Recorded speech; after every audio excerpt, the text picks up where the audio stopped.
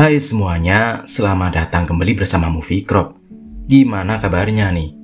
Semoga kalian dan keluarga selalu sehat dan bahagia ya. Di video kali ini Mimin akan kembali menceritakan sebuah alur cerita yang menceritakan tentang seseorang yang mendadak menjadi kaya raya, padahal dunia sedang mengalami krisis. Nah, apa rahasianya?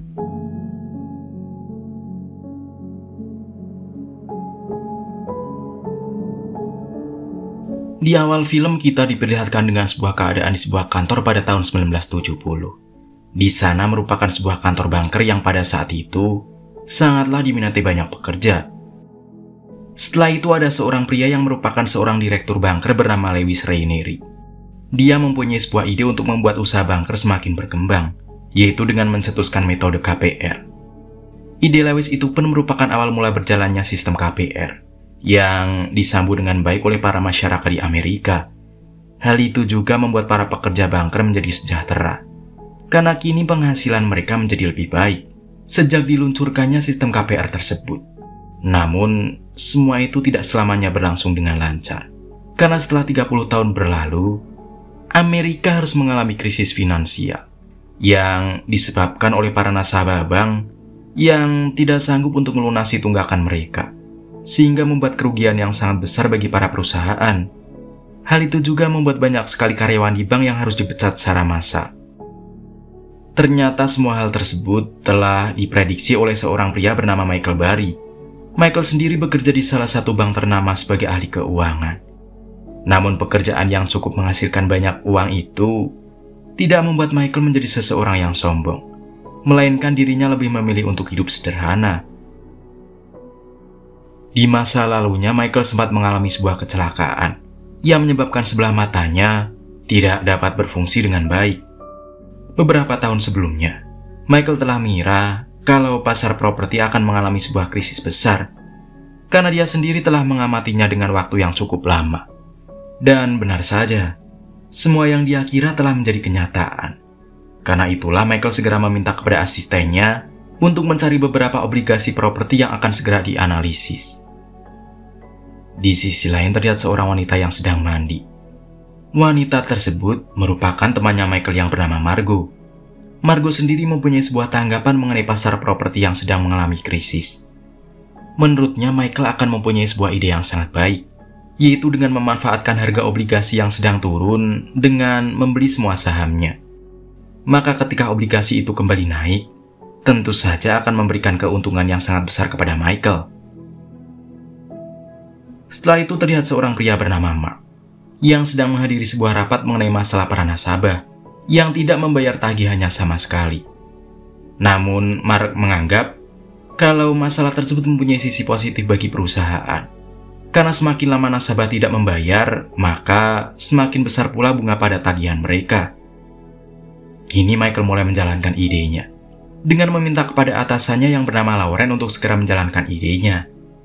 Michael meminta kepada Lauren untuk segera menjual semua saham propertinya, karena Michael sendiri sudah sangat yakin kalau sebentar lagi saham properti akan segera anjlok.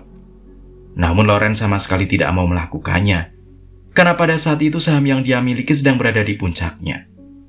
Kemudian Michael lebih memilih untuk menjalankan idenya sendiri dengan mendatangi sebuah bank yang akan dia mintai untuk bekerja sama.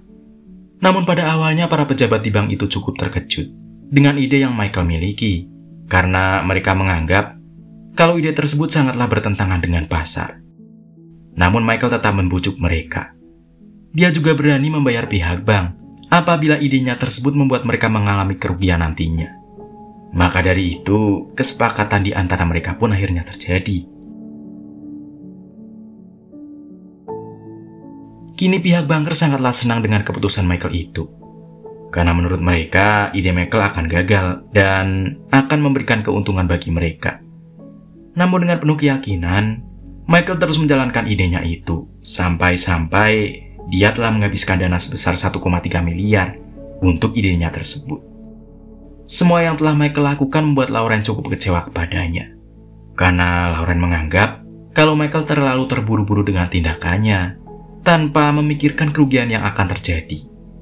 Akan tetapi Michael menanggapi itu dengan santai, karena dia tetap yakin bahwa idenya tersebut akan berhasil nantinya. Kini semua hal itu telah menarik banyak sekali perhatian dari berbagai banker yang ada di dunia, termasuk Jared Venet yang cukup tertarik dengan ide yang telah Michael lakukan.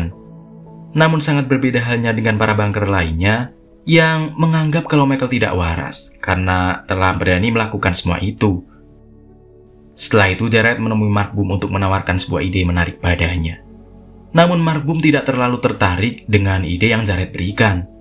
Akan tetapi Jared terus mendesak Mark dengan menawarkan beberapa keuntungan yang akan terjadi bila dia mau ikut bergabung bersamanya. Namun Mark lebih memilih untuk menganalisa ide Jared terlebih dahulu, agar tidak terjadi sesuatu yang merugikan nantinya.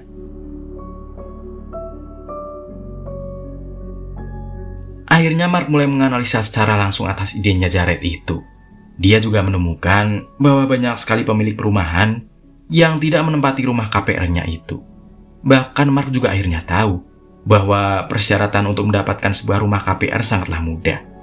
Sampai-sampai ada seorang pria yang memiliki 5 rumah sekaligus. Pihak bank juga ternyata menawarkan banyak sekali pinjaman kepada para nasabahnya, walau sebenarnya tagihan para nasabah itu sama sekali belum lunas. Hal itu tentu saja membuat Mark cukup heran, karena dampaknya akan sangat buruk bagi setiap nasabah yang mengambil tawaran tersebut. Karena itulah Mark segera meminta kepada asistennya untuk membeli saham yang sebelumnya ditawarkan oleh Jared dengan jumlah yang cukup besar. Karena kini dia telah sadar bahwa ide Jared tersebut akan sangat menguntungkan bagi dirinya.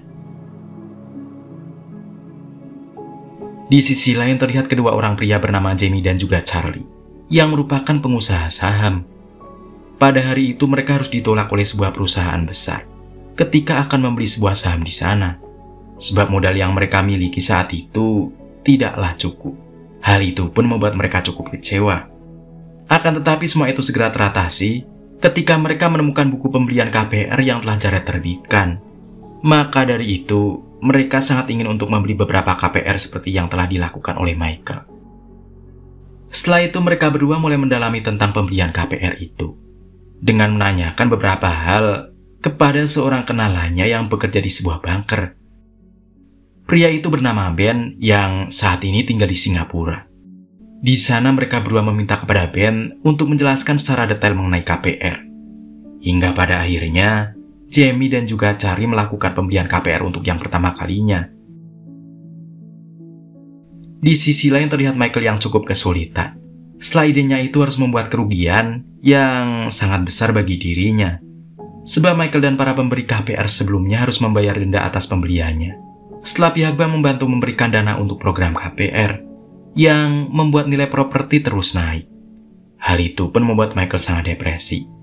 Karena ide yang menurutnya menguntungkan malah membuat dirinya harus merugi sangat besar. Sementara itu Ben, Jamie dan juga Charlie terus meneliti mengenai ide yang telah mereka lakukan. Sama halnya dengan Mark yang mulai mencari solusi dengan keadaan yang telah membuat dirinya merugi. Namun Mark sama sekali tidak kapok dengan idenya itu. Dia juga malah lebih banyak membeli lagi KPR tersebut.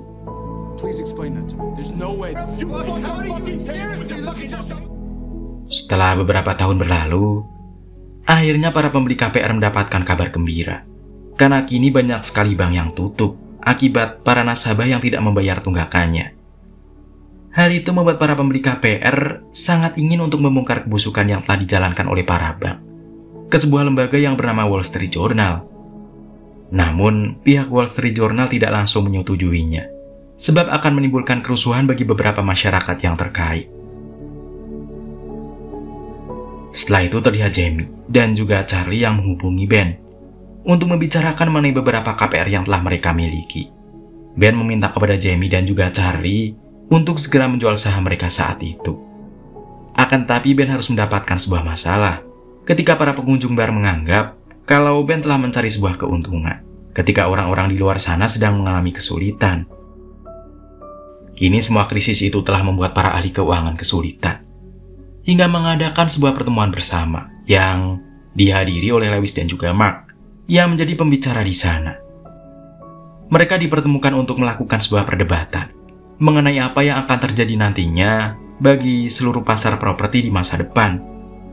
Lewis pun menjawab terlebih dahulu Dia menganggap kalau semua krisis ini hanyalah sementara, sehingga dia lebih memilih untuk membeli lebih banyak saham investasi.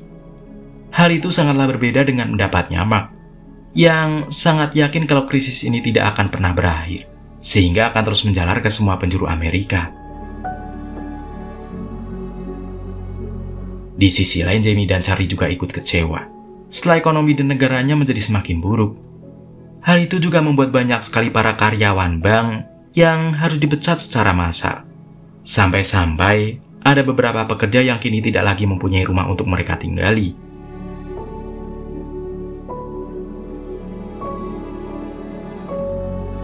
Semua itu juga membuat Mark menjadi ragu untuk menjual sahamnya, karena dia merasa telah mencari sebuah keuntungan di tengah krisis yang terjadi.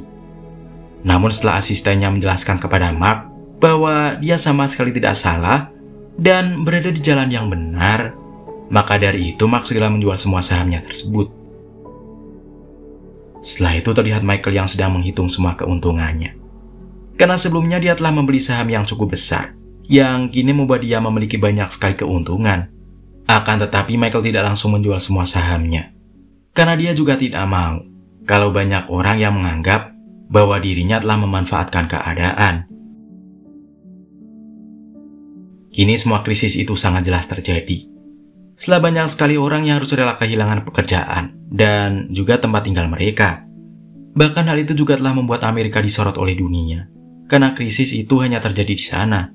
Namun semua kejadian itu memberikan dampak baik pada Mark, karena saat ini Mark menjadi seseorang yang lebih ramah dan juga kembali memimpin perusahaannya yang sebelumnya telah mengalami kebangkrutan. Di sisi lain, Jamie dan juga Charlie akhirnya berpisah setelah Charlie lebih memilih untuk menikah, sedangkan Jamie masih tetap menjalani bisnisnya. Begitu juga dengan Ben yang kini telah hidup bahagia bersama istrinya di sebuah perkampungan.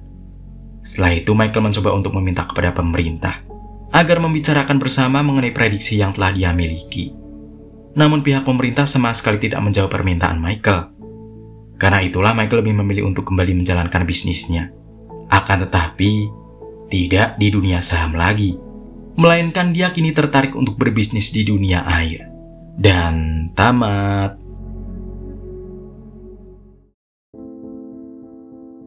Pesan yang bisa kita ambil dari film ini, apapun yang instan tentu saja tidak akan pernah baik. Maka jangan terlalu tergiur dengan sebuah keuntungan apabila hal itu bersifat instan.